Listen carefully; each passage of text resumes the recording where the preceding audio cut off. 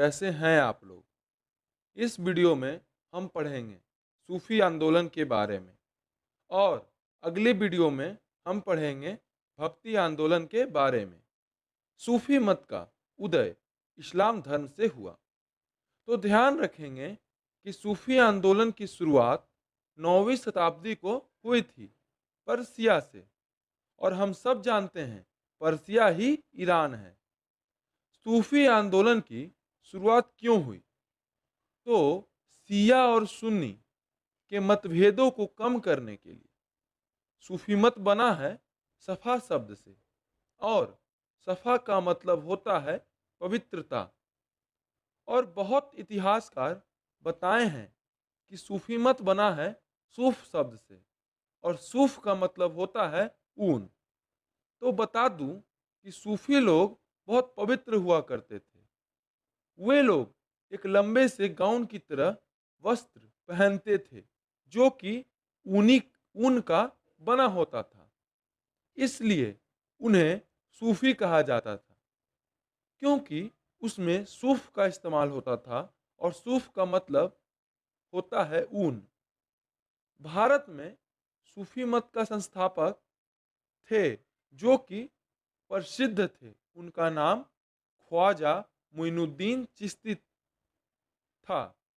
मोइनुद्दीन चिश्ती ने अपनी कुटिया अजमेर में बनाई, और बात है जब भारत में 1192 ईस्वी को तरायन का युद्ध हुआ था, जिसमें मोहम्मद गौरी और पृथ्वीराज चौहान के बीच युद्ध हुआ था। ये हम पढ़ चुके हैं मोहम्मद गौरी के वीडियो में। तो उसी युद्ध में वो मोहम्मद गौरी के तरफ से भारत आया था। कौन? तो मोइनुद्दीन चिश्ती। इनकी मृत्यु अजमेर में हुई थी, और इन्हीं का कब्र कहलाता है दरगाह अजमेर शरीफ। ये एग्जाम में पूछे जाते हैं सवाल। लेकिन भारत में दिल्ली सल्तनत की स्थापना से पहले सूफी मत में 12 समुदायों का उल्लेख है, और उन्हें 12 सूफी सिलसिले कहा जाता था। सूफी मत में गुरु गुरु का मतलब होता है पीर, और शिष्य शिष्य का मतलब होता है मुरीद। और ध्यान रखेंगे, गुरु के बाद हमेशा किसी शिष्य को ही उत्तराधिकारी बनाया जाता था, और जो उत्तराधिकारी होता था उनको बली भी कहा जाता था। सूफी ये सूफी लोग सादा जीवन व्यतीत करते थे। ये लोग मूर्ति पूजा पे विश्वास नहीं करते थे, क्योंकि सूफी मत में मूर्ति पूजा पे रोक लगाया गया था। तो सूफी लोग संगीत का माध्यम से नाच गाकर ही उपासना किया करते थे। तो हम आते हैं 12 सूफी सिलसिले पे। तो वही 12 सूफी सिलसिले दो भागों में बट गए थे। कब? दिल्ली सल्तनत के पहले ही।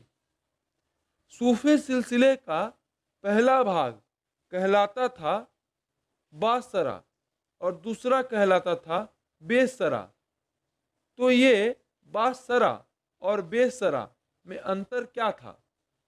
बासरा लोग इस्लाम की विधियों से कट्टरता से पालन करते थे, और दूसरा बेसरा, इसमें लोग इस्लाम की विधियों में फेर बदल करके पालन करते थे। ध्यान रखेंगे, भारत में जितने भी सूफी सिलसिले हुआ करते थे, इनमें केवल दो ही प्रचलित हुए, जो कहलाते थे बासरा के पहले चिश्ती संप्रदाय। भारत में चिश्ती संप्रदाय के संस्थापक ख्वाजा मोइनुद्दीन चिश्ती ही थे, और दूसरा सुहरावर्दी संप्रदाय। और बाकी जितने भी भारत में सिलसिले प्रसिद्ध हुए वो सारी बेसरा कहलाते थे, और बेसरा के लोग घुमक्कर प्रवृत्ति के होते थे। घुमक्कड़ का मतलब समझ ही रहे होंगे, जो एक स्थान से दूसरे स्थान पर घूमा करते थे। अब हम आते हैं अकबर पे।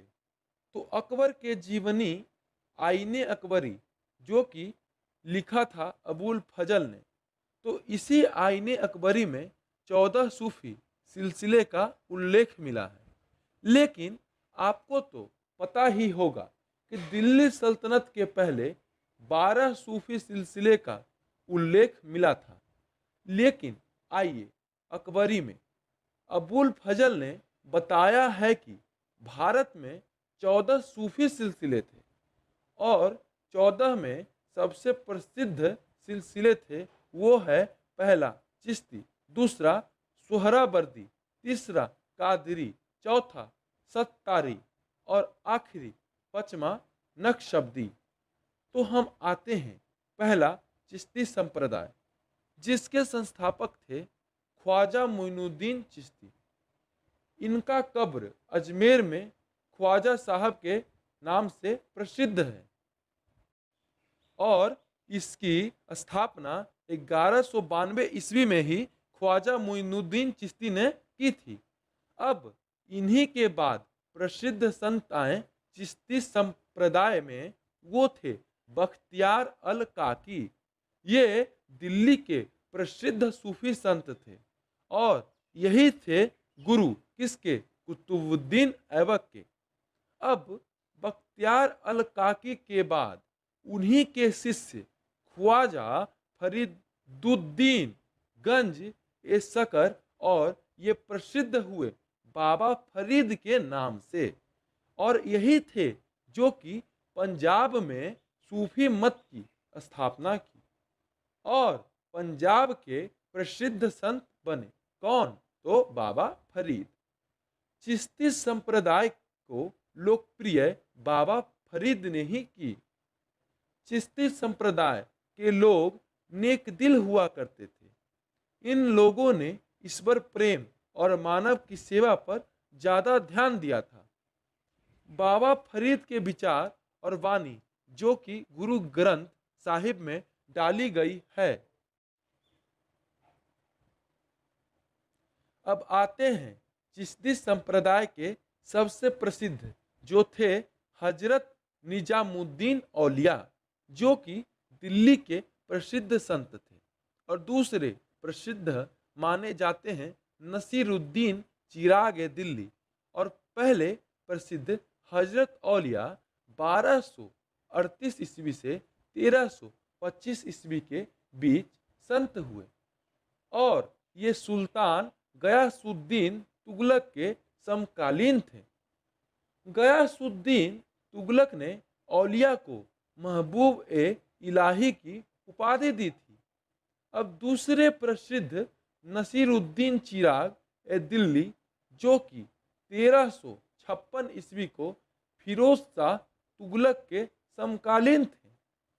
निजामुद्दीन औलिया के प्रसिद्ध शिष्य थे शेख सालिम चिश्ती, अमीर खुसरो, अमीर हसन। कहा जाता है कि अमीर खुसरो इनके प्रिय शिष्य थे। जब हजरत औलिया की मृत्यु हुई थी, तब अमीर खुसरो खबर सुन के ही अपने प्राण त्याग दिए थे। तो ये सूफी मत तो केवल उत्तर में ही स्थापना हुई थी। तो निजामुद्दीन औलिया के ही एक शिष्य ने 1340 ईस्वी को दक्षिण में भी सूफी मत की स्थापना की और वो शिष्य था शेख बुरहानुद्दीन गरीब। उसने अपनी मुख्यालय दौलताबाद को बनाया।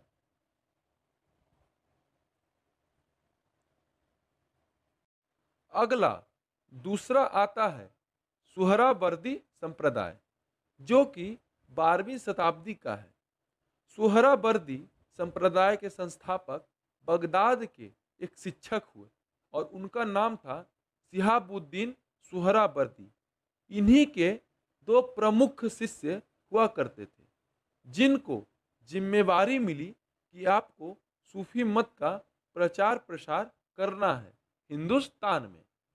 और दो शिष्यों के नाम थे पहले का नाम था बहाउद्दीन जकारिया और दूसरा का नाम जलालुद्दीन तबरीजी। इन दोनों का मुख्यालय हुआ करता था मुल्तान और ये मुल्तान से ही प्रचार किया करते थे। बहाउद्दीन जकारिया को ही इल्तुतमिश ने शेख उल इस्लाम की उपाधि दी थी।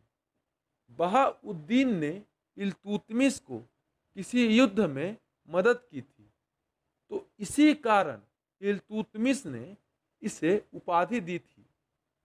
इस संप्रदाय में सबसे प्रसिद्ध संत थे हमीदुद्दीन नगौरी। अब हम आते हैं तीसरा, कादरी संप्रदाय।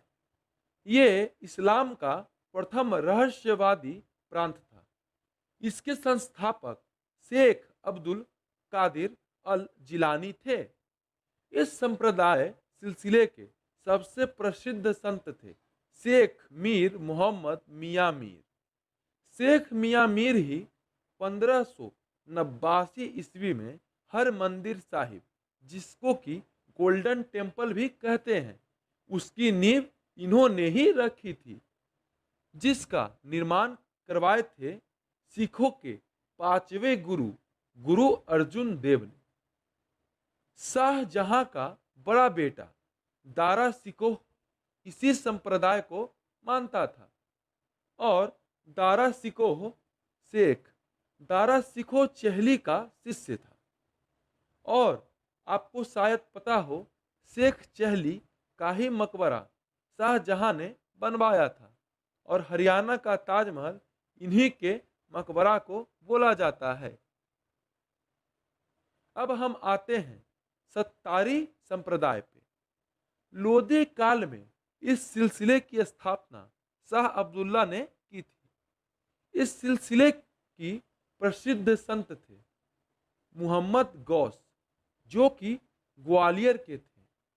और बता दूं कि मुगल शासक हुमायूं और मियां तानसेन, जिनका नाम रामतनु पांडे था, ये दोनों शिष्य थे मुहम्मद गौस के।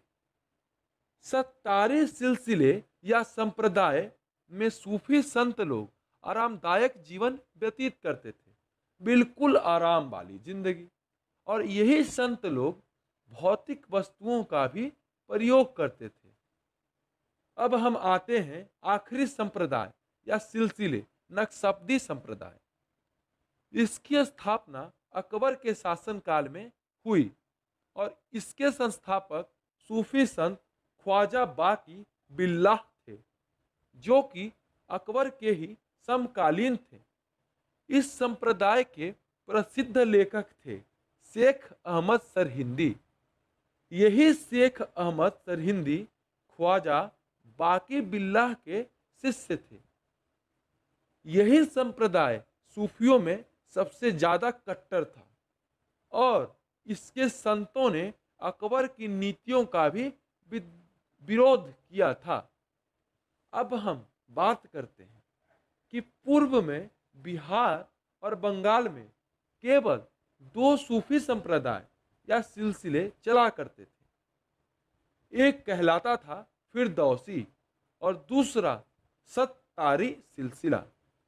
इन दोनों सिलसिलों को लोकप्रिय प्रसिद्ध शेख शरीफुद्दीन यहाना ने किया था।